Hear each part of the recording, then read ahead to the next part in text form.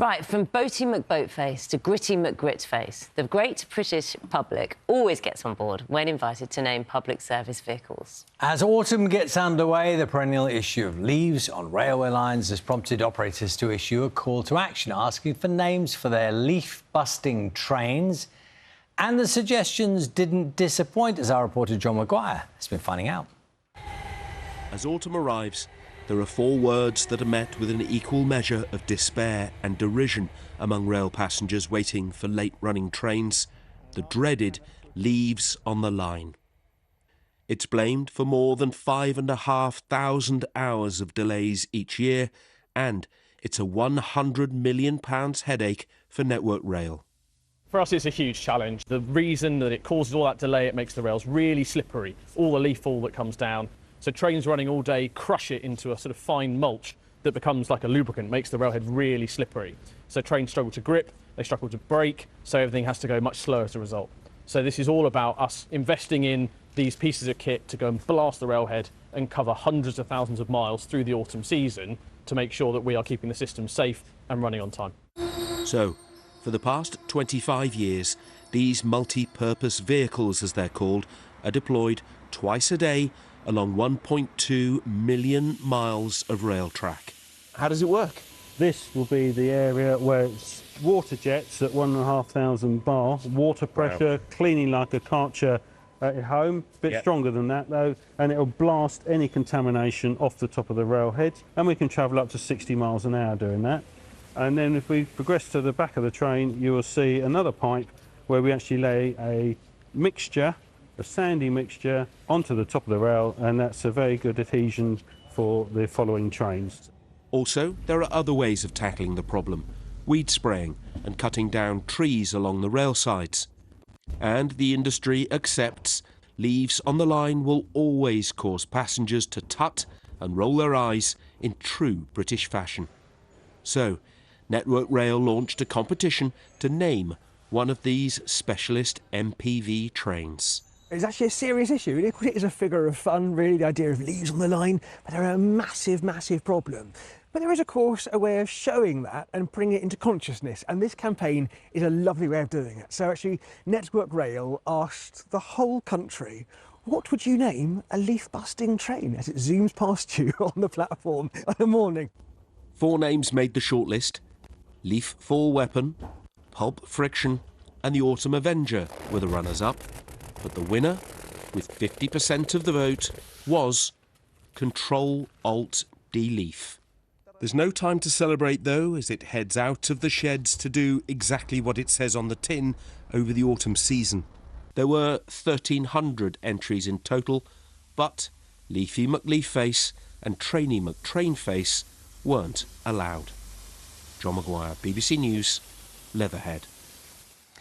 So, transport, of course, not the only sector affected by unpredictable weather, climate change as well. Dr Emma Hill is a lecturer in the responsive business to our changing climate at Liverpool John Moores University. Morning to you, Emma. On the lighter side of this, Ctrl Alt Deleaf, do you approve of the name? I think it's genius. It's like resetting the system a little bit.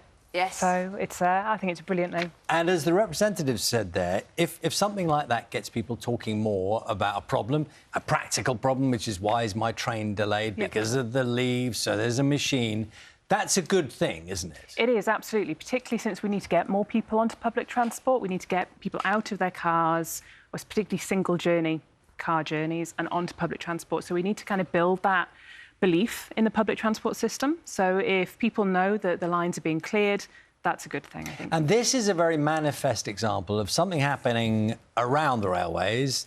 Climate, leaves off trees, could be hot weather, couldn't it? That has a very direct impact on how sort of ordinary society operates. Yeah. So we're seeing already hotter, drier summers and warmer, wetter winters. And the rail network in particular is affected by the wetness, so the flooding, but also by the heat. So we will start to see increased perhaps buckling of the rail lines, sagging of the overhead lines, but that will happen in other areas of the public transport system. So where we see damage to the tarmac, that means buses perhaps need to be rerouted. And there are many organisations that have been looking at climate change risk over the last 10 years or so. So identifying what climatic changes are going to occur, what impact it's going to have on their systems, and then what they can do about it so that the disruption is kept to a minimum and the cost is kept to a minimum. Which other sectors, I mean, you spoke a lot about transport there, which other sectors are really feeling the urgency to change their attitudes towards climate change and their preparedness? So the water industry, telecoms, electricity supply as well is some of the big areas that have had to look and have been forced by law to look at climate change risk and adaptation to climate change. And what's also really important is that they're encouraged to think about how those sectors are interdependent on one another. So, for example, when we've had storms, it might not be that the storms have damaged the rail network, but that they have damaged the telecom system or the power supply to the network. So it's about working together to understand how we can solve those problems. And which sectors are the ones that are really kind of excelling in learning to adapt or adapting? I think the water industry in particular, because it's so dependent upon the weather, has always had a long-term outlook. But it's done a lot of work to look at how we keep water within the catchment to stop it ending up in our rivers. It's an industry that's roundly criticised, you know, on this programme throughout the media. So, I mean, you say it's one of the better ones or the ones to look at, but the narrative is it's still not doing a good enough job. No, and to be fair, a lot of people talk about and they produce reports on what they're planning to do. What we need to see, it's a bit like mitigation of climate change and reduction of emissions, a lot of talk, but there needs to be a lot more action, a lot more rapid action. So there's a lot of discussion about research and what research we can do. Yes, that is important, but we need to take action on that research. Do you think, Emma, that when businesses are considering how they respond or literally how much money they put towards these issues, that they look towards government here and elsewhere, and they maybe see that there's less interest? The debate about net zero, how much effort is going in nationally and internationally, but that process filters down to them saying, well, if they're not doing anything, why should we? I think there's an element of that, and I think there's particularly an element of that in smaller businesses where there's less resource available. What we saw quite early on at Paris in 2015 was businesses saying, you need to drive this better to governments, and that it is business that's taking action and taking it independently as well. But we all need to take more action, both to mitigate and to adapt to climate change.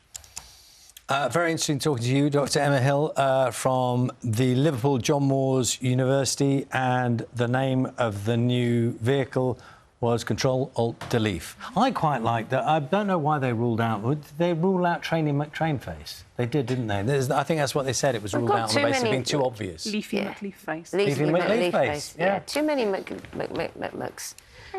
Thank you very much.